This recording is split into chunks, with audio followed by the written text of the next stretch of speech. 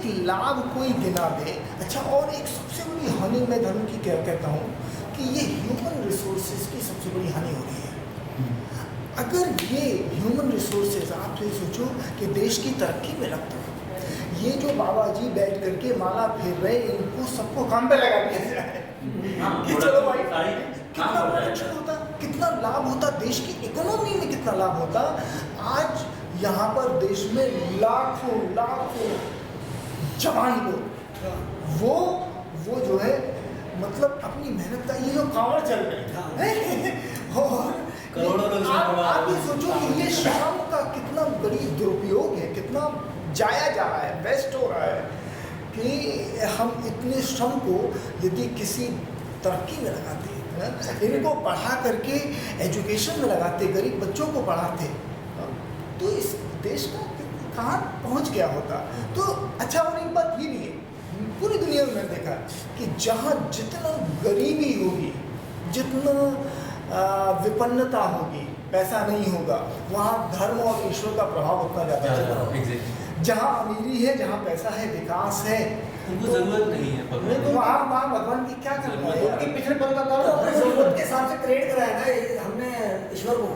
तो इंसान और तो ईश्वर का एक गैप भरता है, मतलब जो वो संपन्नता के बीच में गैप भरता है, मतलब एक गलत फहमी पैदा करता है कि हाँ यहाँ नहीं तो वहाँ मिलेगा। हाँ, वो बात है ना, उससे वो संतुष्ट होकर फिर वो बगावत भी नहीं करते। नेपोलियन ने बोला है कि धर्म ही एक ऐसी चीज है जिसके कारण गरीब अमीरों को नहीं मारता, क्योंकि वो अपने आप को, और यही मैंने बात बताई कि जो छोटी जाति के लोग हैं सुरक्षा के लिए धर्म का निर्माण किया। हाँ, वो संतुष्ट हो जाता है कि मैं अभी अपने ही जैसे जो चर्मकार है, अगर मैं चर्मकार ही करूंगा तभी मुझे पुण्य मिलेगा और आगे जन्म में मुझे कुछ भला होगा। तो ये का उन्होंने धर्म का झुंझुना पकड़ा दिया गया जिससे वो बगावत ना कर कि उनको जो है एक रूल में बात, अगर हम यही बात अगर हम गरीबों को और उनको समझा दें कि भैया भगवान नहीं है, तो भी मतलब बगावत करेंगे, अपने जो भी उनको धर्म में गुमराह किया है उसको छोड़ के अलग धंधे में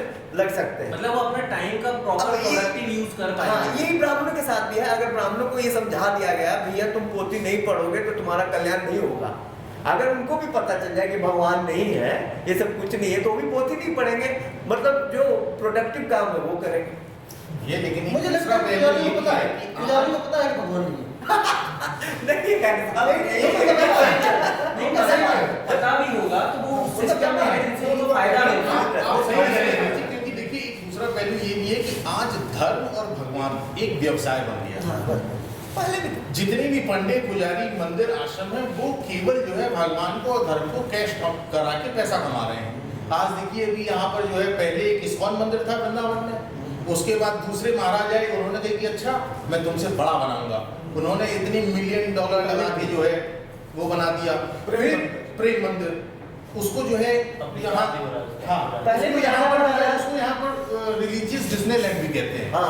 अब जब कृपालु महाराज ने प्रेम मंदिर बना दिया तो इस्कॉन वालों ने कहा कि अच्छा तुमने मुझसे बड़ा बनाया, उन्होंने लेके दुनिया के सबसे बड़े मंदिर की घोषणा कर दी। और प्रणब मुखर्जी आए थे उसका फाउंडेशन स्टोन रखने के लिए। अब सोचिए कितना बड़ा इस देश का दुर्भाग्य है कि एक मंदिर के फाउंडेशन स्टोन के लिए इस देश का प्रेसिडेंट आ रहा है, उसके लिए जो है मतलब कितना करोड़ों रुपया उसकी सुरक्षा व्यवस्था में फूंक दिया गया। अरे एक फोर्ड फाउंडेशन ने, मैंने पढ़ा था शायद अखबार में, 2000 करोड़ दिया, 2000 करोड़ 300 करोड़ नहीं 2000 करोड़।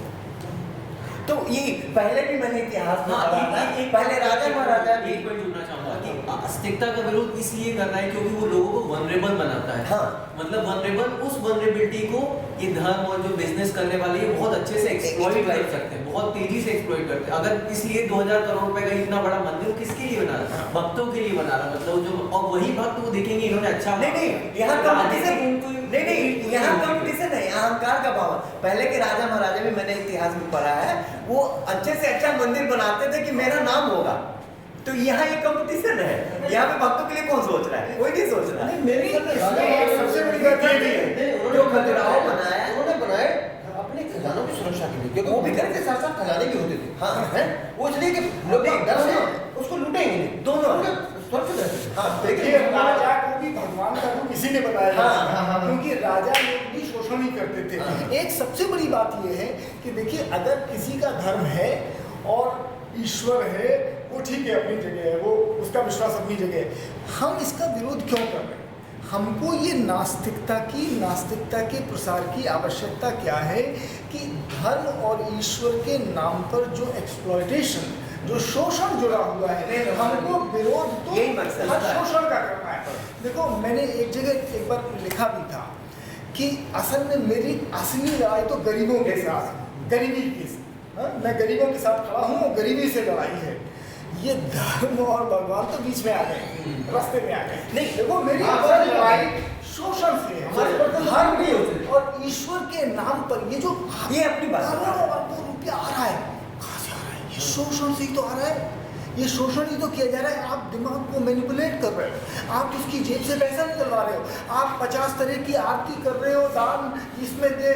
एक गैया को वो 100 बार दान कराते हैं। यहाँ पर आश्रमों में यही होता है, गैया रखी है, हर महीने कम से कम 10 दान करने वाले आते हैं, गैया वही होती है, पैसा ले लेते हैं, जेब में रख लेते हैं, उसी गैया को अगले दिन फिर ले आते हैं, फिर दान कर लेते हैं। हाँ, पंडित जी को जो भी दान मिलता है वो बेच के पैसा ले शोषण लेते कितना हो रहा है? और शोषण माने में किसका हो रहा है? शोषण हो रहा है गरीब। देखो, जो गरीब आदमी, मैं आपको सही बात बताऊं, यहाँ पर ये सब जो कुमार स्वामी वगैरह जिसके खिलाफ मैंने भी लिखा था, तो ये अखबार में इतना बड़ा विज्ञापन दे रहे हैं। क्या दे रहे हैं?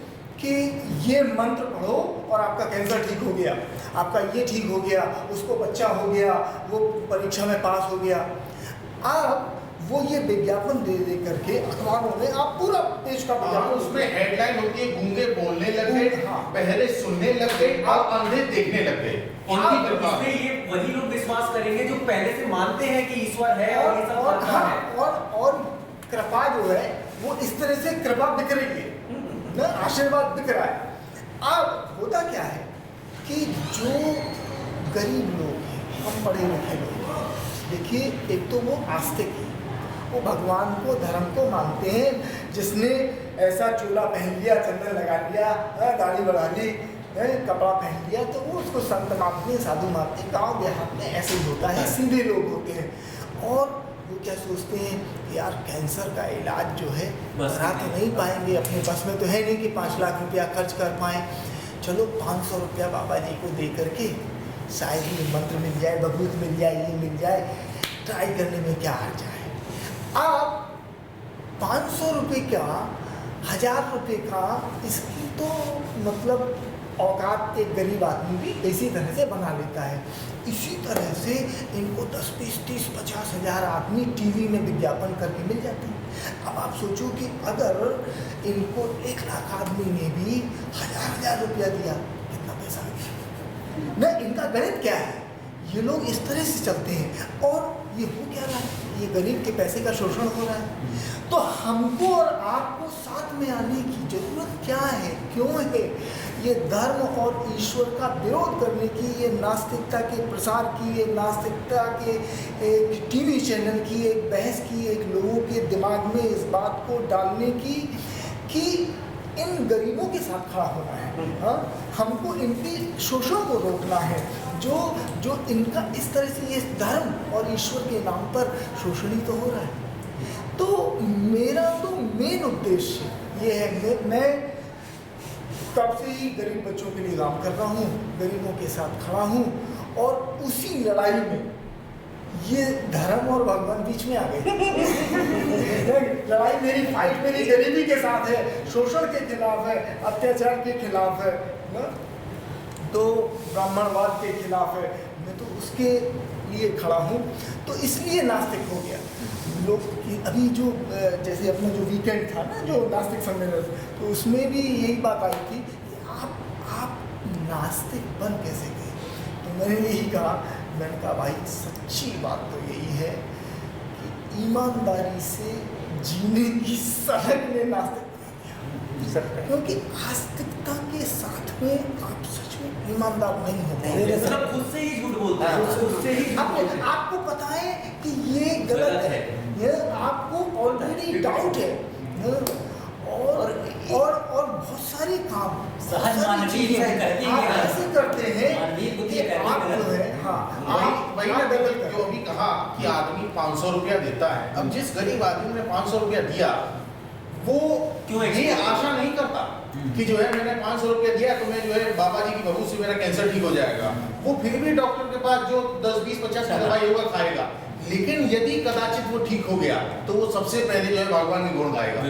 अच्छा, और वो इस आशा में भी होता है, देखिए कि ये तो एक आशा में ही वो 500 रुपया देता है, पर वो ये भी सोचता है कि अगर मान लो इसका कैंसर ठीक न हुआ तो भी यार 500 ही गए। अच्छा, एक तो बात- भी ऐसा क्या चला गया, बिल्कुल। वो तो जाना ही था।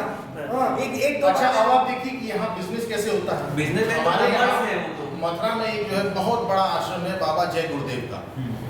उनका इतना चौकड़ बिजनेस है, वो सबसे कहते हैं भैया 1 रुपया दो। और उनके यहाँ बिजनेस कैसे होता है, उनके यहाँ जब उनका मेला लगता है भैया हजारों की संख्या में लोग आते हैं। उनका बहुत बड़ा आश्रम है, बहुत बड़ा खेत है। तो वो महाराज अब तो खैर गुजर गए, लेकिन जब वो थे तब जो है वो दर्शन देते थे तो उनके चेला लोग उन्हीं के खेत की सब्जियां सब वहां पर बाहर दुकान लगी रहती थी। अब कोई गया बाबा से मिलने, भाई बाबा से मिलने जाके क्या लेके आए, कुछ नहीं है, लोग एक तो कद्दू खरीद। प्रसाद, हाँ। अब उस आदमी ने बाबा के खेत का कद्दू बाबा की दुकान से खरीदा 10 रुपए में। वो गया, जाके बाबा का दर्शन किया, कद्दू भेंट किया, बाबा ने कद्दू उठा के पीछे दे दिया, वो घूम के फिर दुकान पे आ गया। आप ये देखो कि सुबह से शाम तक एक कद्दू 20 बार बिका 10-10 रुपए में, 200 रुपए की कमाई हुई। उसके बाद शाम को उसी कद्दू की सब्जी बन गई। अच्छा, एक दो बातें और जो कि आपके उससे भी प्रेरित है कि पर्सनल लॉसेस भी होते हैं अगर हम कंफ्यूज रहते हैं, अगर हम आस्तिक रहते हैं। तो जैसे मुझे कोई चीज़ खरीदनी है और शनिवार को ही मेरी छुट्टी है तो मिसेज टोक देती है कि भाई शनिवार को नहीं खरीदना चाहिए, तो आदमी कुंठित हो जाता है उसी समय। अगर दोनों को पता चल जाए कि नहीं भगवान नहीं है, धर्म नहीं है, तो ऐसी बात ही ना हो, ऐसा लॉस ना हो, पर्सनल लॉस भी नहीं हो। जैसे आपने बताया कि बहुत सुविधाएं मिल जाती हैं।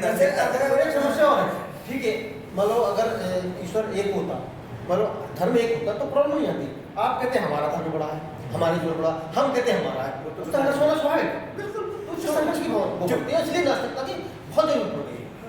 एक भी होता तो भी प्रॉब्लम होती। एक ही होता तो भी प्रॉब्लम होती। हिंदू एक है, ठीक है, मुस्लिम में भी बन गया 72 कुल में हो गए, ठीक है, हिंदू में भी इतने सारे वो अरे कौन कौन से वो आ गए हैं, कास्ट आ गए हैं, तो एक होगा तभी प्रॉब्लम होगी। नहीं, और ये तो और इसीलिए महा एक नहीं है। प्रॉब्लम है, मतलब बहुत ज्यादा दिक्कत है। नहीं, एक ये से तो तो ज्यादा हमारी जो लड़ाई है वो मोर्चे पे एक वैचारिक मोर्चा है और एक जो मोर्चा है जो गरीबों के हक और शुरू कर दे। एक्सप्लॉइटेशन का है। एक्सप्लॉइटेशन खत्म भी हो जाए तो हम वैचारिक मोर्चे से हटेंगे नहीं, वो लड़ना जरूरी है क्योंकि वो फिर से आ जाएगा। ये खत्म नहीं होता है। जैसे आतंकवाद एक स्ट्रगल तो एक करने के लिए तो है। हाँ, जो मुस्लिम आतंकवाद है वो चाहते हैं कि पूरी दुनिया में इस्लाम ये पॉइंट भी है। जो हिंदू है वो जो है विश्वगुरु बन जाए। ये पूरे में हिंदुइज्म फैलाना चाहते हैं, तो वो चाहते हैं सब हम एक setting है। मिशनरी चाहते हैं कि एक हो जाए, ये पॉइंट है। वो हिंदू भी यही चाहते हैं कि ठीक देश में हिंदुओं की सजा चल वही रही बात है ना कि सही मायने में अल्पसंख्यक तो नास्तिक ही है, थोड़ा सा बाकी दुनिया में थोड़ा अल्पसंख्यक नहीं है नास्तिक। नहीं, ये बात सही है। अल्पसंख्यक नहीं है नास्तिक, नास्तिक बहुत है लेकिन वो दबे हुए हैं, वो बाहर नहीं आ रहे। इसके लिए भी आसान लिखी है। मैंने अभी एक नया स्टैट्स देखा कि नास्तिक तीसरे नंबर पर आ रहे हैं। हाँ। ऑलरेडी तीसरे नंबर पे आ रहे हैं और अपने भारत में जो IIT के स्टूडेंट्स वगैरह वो 6-7% अभी तो बढ़ा है, इंडिया में भी बढ़ा है। वहाँ तो आधे से ज्यादा सब नास्तिक। अभी जो है तो ये देखो सही बात तो यही चलने वाला था।